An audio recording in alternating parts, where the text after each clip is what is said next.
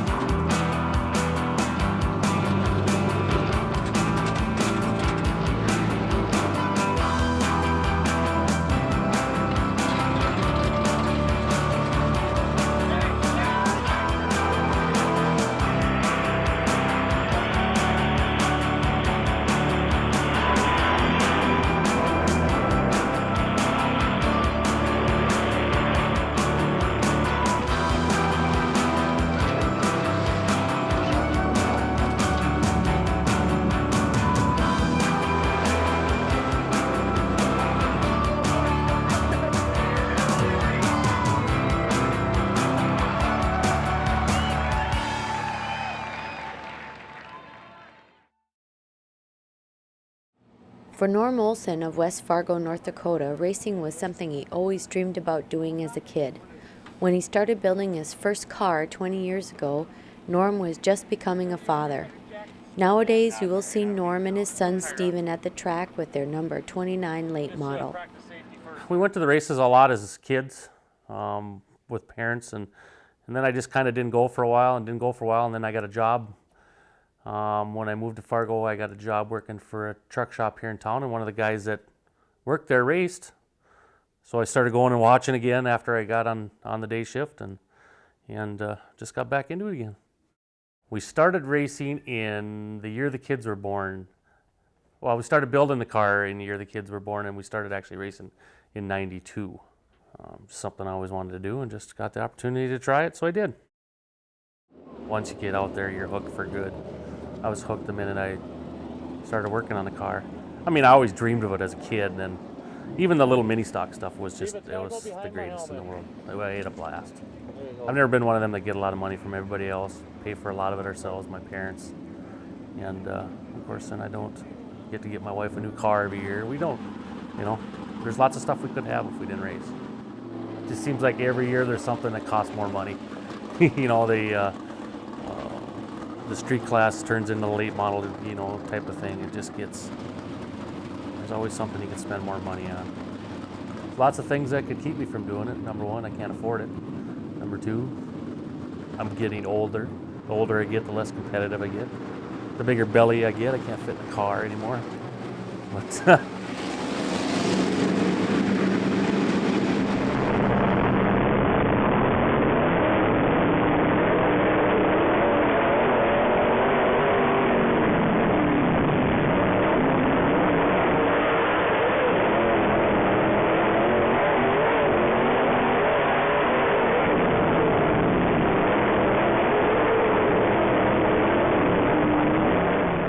Landon is where I raced most of my career, in the mini stocks and the super stocks.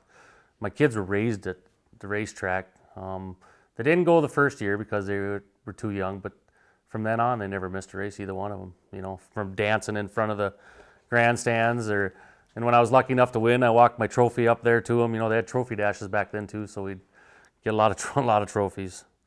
But yeah, and it was always my mom, my wife. My mother and father-in-law used to drive back from St. Cloud every Sunday night to watch the races in Glendon. It was a good time. We had a lot of fun out there. Before every race, I say a little prayer in the car, and I always have a little sign on the side of my car with my wife's name on it, the heart and the thing, and I just touch that, and then I go race. That's all I've ever done. Well, when I first started racing, of course, I just wanted to stay out of everybody's way, and then of course, you know, you get a taste of running up front a little bit, and then all I wanted to do was win for many years, and didn't add what I ever took, whoever I wrecked out of the way or whatever. And then now it's just, I just want to go out there and qualify for the big shows and race and have fun. it's just like this is why it was during a time when I was really competitive and all I wanted to do was win. We were racing in Grand Forks every Friday night, and one of the rivals there, he just always seemed to beat me I was always second every week, and I just was getting so mad. And I drove my butt off one night, and I got from just about to the back to the front, and I took the white flag, and he snuck on the outside of me and passed me. And at the checkered flag again, and I had a heck of a race. I drove from 16th, 18th up to the lead, and everybody was all happy when I came in the pits, and I just threw a tantrum, as I didn't want to finish second. Was not good enough, and I whipped my helmet in the trailer and pouted like a little girl, and didn't think much of it. I acted like that at the track a lot, and the next week my boys were racing their bikes around the cul-de-sac where I lived, and Steven threw a tantrum like that, just like I did, because his brother beat him or something. I don't remember. They were pretending to be racers, and then that was an epitome. Just boom. I better try and watch how I act a little bit. You still lose your head, but I kind of changed my perception of how I was going to go out and just have fun from now on, and not try to light the world on fire, because it wasn't worth it. Steven's the one that he's always with me, and that's one of the reasons I keep doing it. I don't know what he would do if I didn't race.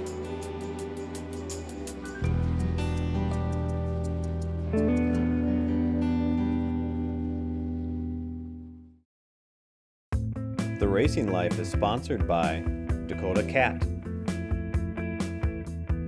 Norman County Raceway, Superior Builders, Valley Alignment and Repair, Northland and Harry's Towing,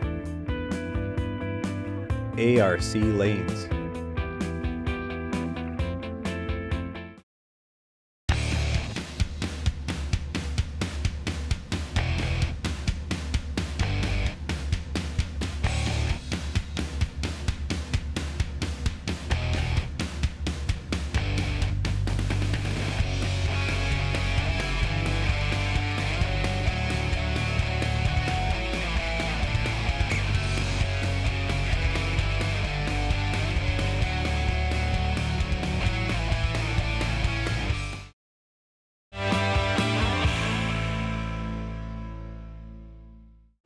Although many things have changed since Norm first started racing, there's one thing that stays the same: being able to spend time with his family. Being able to be there, number one. Being lucky enough to have the resources to be there. Being with my family every week. I'm with my dad, brother, wife, 2 boys every week.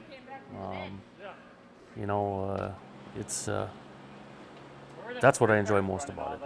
I enjoy getting to the races and everybody being there. I don't know how else to put it. Steven's there. We're taking pictures all week, every week of everything. He must take 300 pictures of every car on the racetrack every night.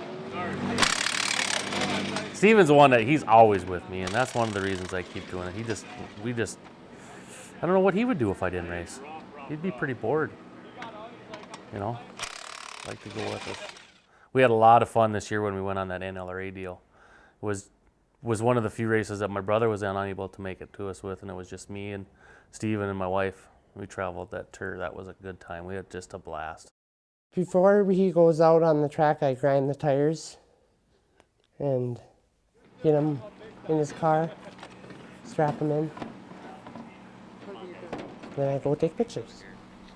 And that's a big hobby of yours, right? Yes, it is. So tell us a little bit about how that started. At first, I just took a couple pictures, and then I just got addicted to it. The one at the NLRA Tour in Williston when Dad was racing against Jake Bitker, side by side. I was standing on the pit grandstands watching the Mod 4s. Out of nowhere, here comes Josh Abrahamson, flip over, and I quickly grabbed the camera and got it right when he was up in the air. And then Travis Saurer rolled over too this year at Landon. I got a video of it. I was videotaping Eric Paxton and I got the edge of it, edge of the rollover.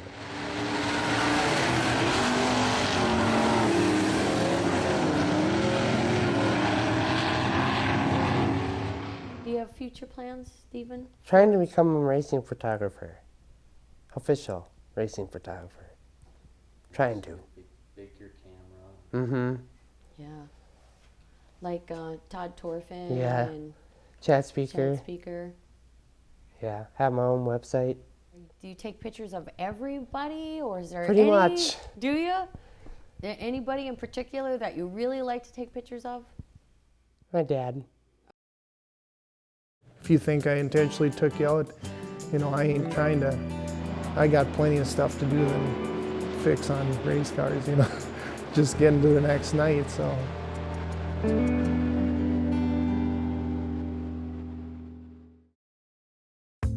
The Racing Life is sponsored by Performance Auto,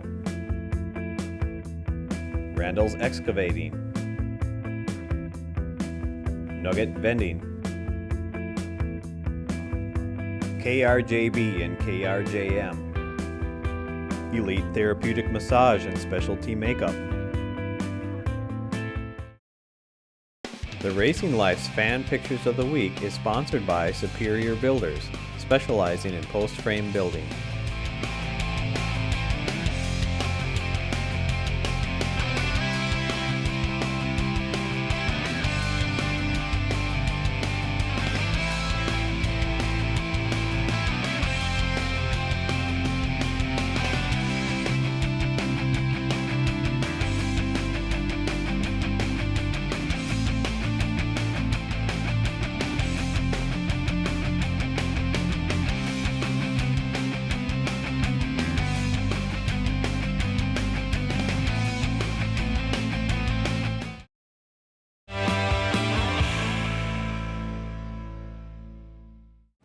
We were excited to catch up with Travis Saurer after his incredible season in the number 21X WISSOTA Midwest Modified.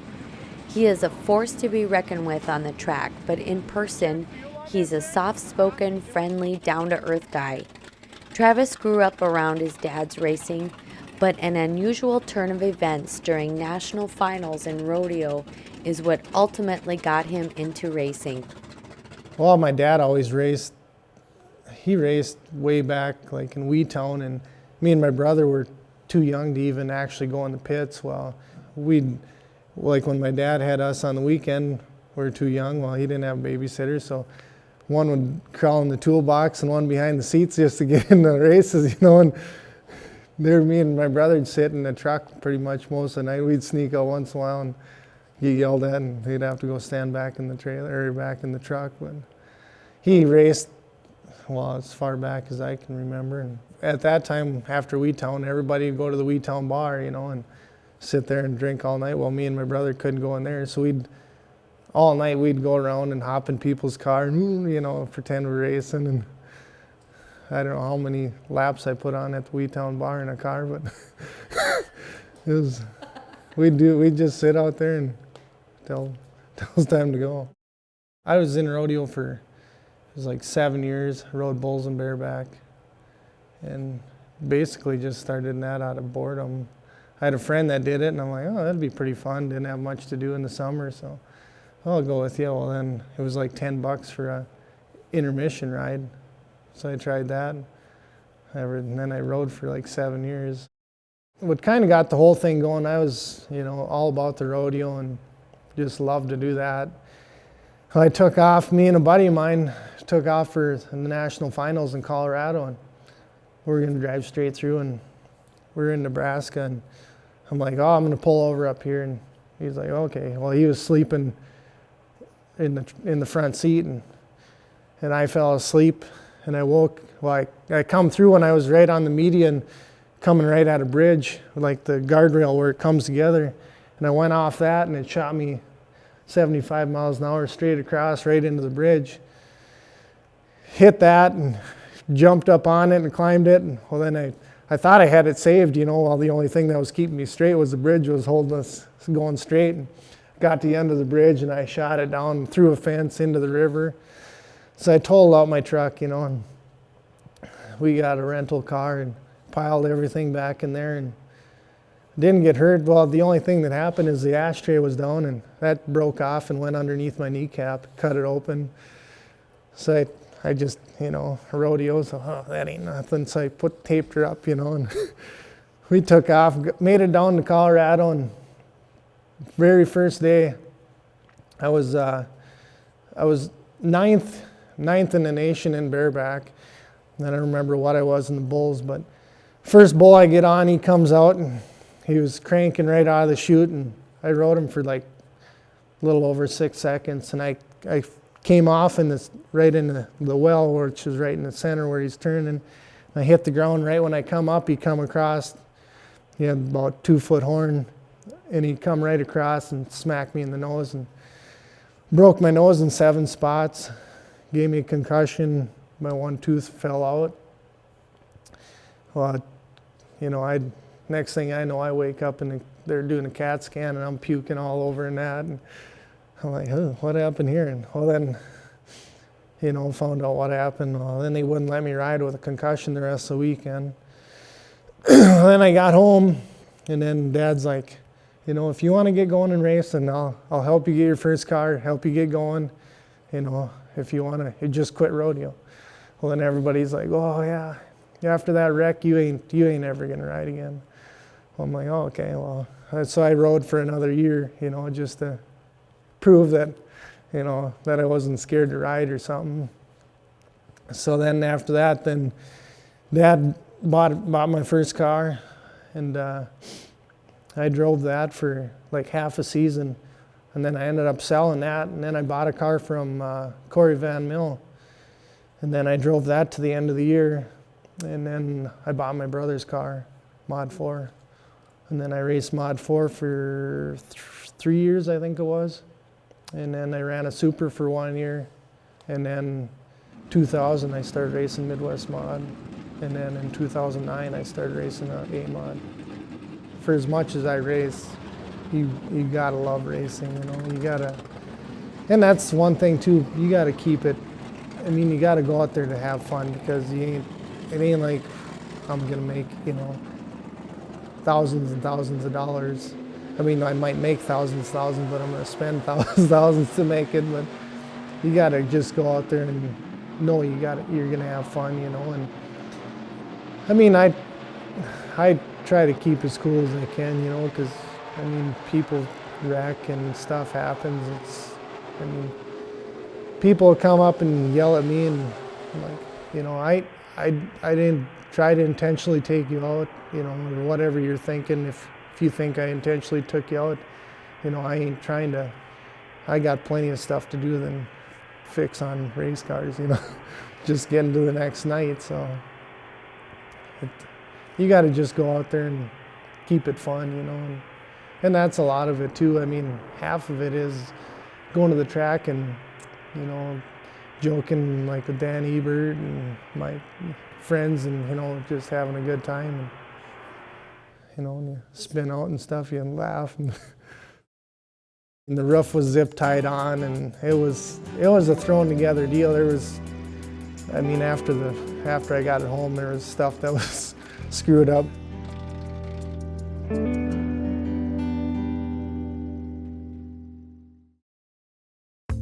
The Racing Life is sponsored by Bad Cats Design and Print Solutions, Dakota Engine Builders, Red River Kart Club, Fargo Rental,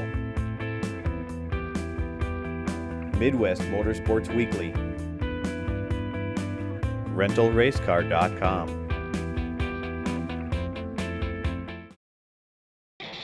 Here is the Racing Life's question of the week.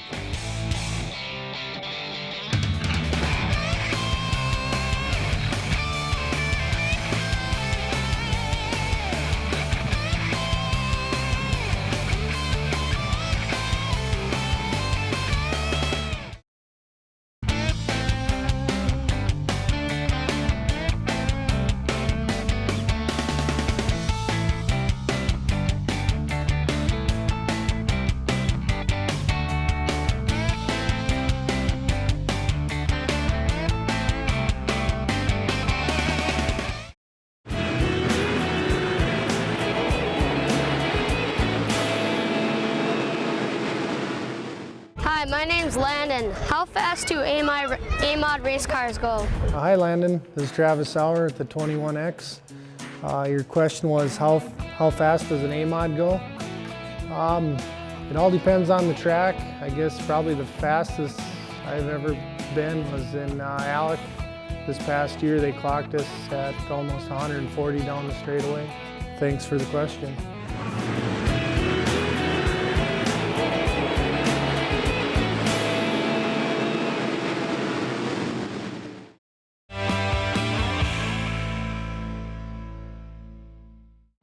Travis surprised us this winter by showing up for a Red River Kart Club event in Valley City, North Dakota.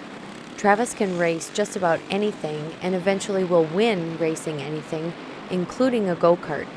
Every track we went to last summer, there was Travis winning another feature race. From Norman County Raceway to Buffalo River Race Park to the King of the Dirt event at I-94 Speedway. In Glendon, I won the first night. I was leading and I blew a tire, and I didn't win that night, and then I won like every race up till, I don't know what it was like probably 10 in a row. And then they put a bounty against me, and if anybody could beat me, it was 200 more on top of it. And then I think it was a Midwest Mod Special that night too. I drew bad in the heat and started tail end, and I was up to fourth, and I was passing the guy for third. And I drove underneath him coming out of four, and I was underneath him, and I don't know if I didn't give him enough room or what, but I ended up getting turned into the front stretch wall, and then I was skidding along the front stretch wall, and then I hit the uke tire at the end and rolled the car over. And I came in and drug her in, and it was in pretty tough shape, and they're like, oh, screw it, load her up, you know, and I'm like, no, we'll be fine, you know. So the roof was zip tied on, and it was a thrown together deal. There was, after I got it home, there was stuff that was screwed up, but everybody, there was guys coming over, you know, can I help? I'm like, yeah, you do this, and you know, we got everything back, and tried to get some hot laps. Well, they wouldn't give me no hot laps because nobody else got hot laps. So okay, well, we'll go out there, and I started, I think it was 21st, 22nd, and it was slick, and I knew everybody would be fighting towards the bottom, and I started dead last, so I'm like, I'm just gonna bomb her on the high side and let her rip her on the high side. If I fly off, well, I'm gonna have to go tail end, you know, start over again. But I threw the green, and I went up on the rim and got going, and it was, I think, a 20-lap feature, and it was like 13 to go. I passed Tyler Hall, and then I just got up next to my dad, and yellow came on, and I'm like, oh no. So then on the restart, Tyler went to the top, and there was hardly anything to get a hold up on the rim. So I went on the bottom and got by Tyler, and then I went up on the top and passed my dad for the win. And he comes after the feature, he's like, you ever pass me like that? Don't wave to me on the way by. I'm gonna take you out. So it was kind of funny, and it was probably one of the most coolest feature wins of this year. I've always been kind of never surrender. I mean, a lot of people, like, they'll be racing, car ain't working, you know, they'll just pull off.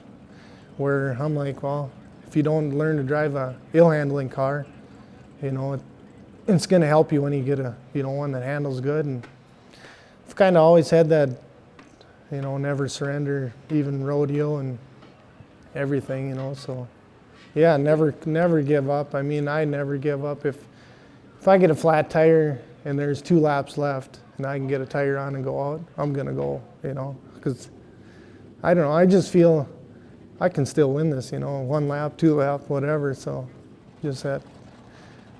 I don't know if it's a never surrender attitude or what I got. My nickname is called Stevenator. Who gave you that nickname? Tori Fisher. Do you like it when people call Yes. you that? That's cool. That's cool. Yeah. Do you let people eat peanuts around your trailer? No.